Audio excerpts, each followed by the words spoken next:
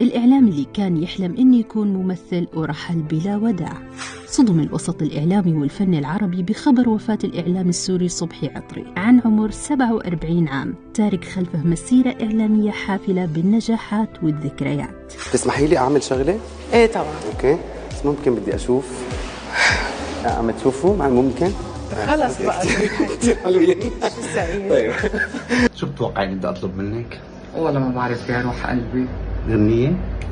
غنية؟ احضري أي غنية؟ أي غنية؟ من الألبوم؟ ألبوم شو؟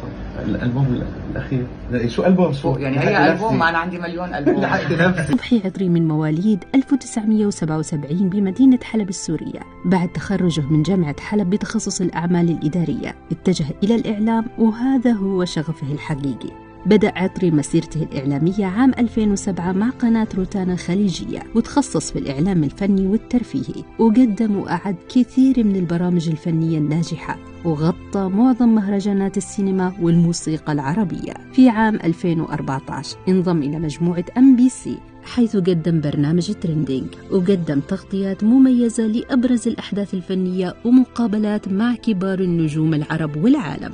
صبحي عطري تميز واشتهر بين النجوم بأسلوبه العفوي والراقي في التقديم، واللي كان سبب حب الجمهور والنجوم ليه. ليش متخبي ليه؟ طل الهوا بأحلى عيونه. الله حياتي I miss you so much. Miss you too. يقبلني جمالك. يا ابن البلد. حبيبة قلبي. حقق حلمه في مجال الإعلام، لكن القدر لم يمهله إنه يحقق حلمه في التمثيل.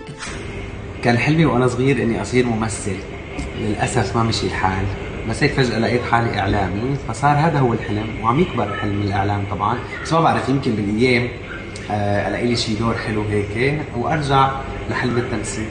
خاض عطري تجربة التمثيل المسرحي من خلال عروض مثل هاملت يستيقظ متأخرا، ومقام إبراهيم وصفية. مبروك بقيت ممثل كبير.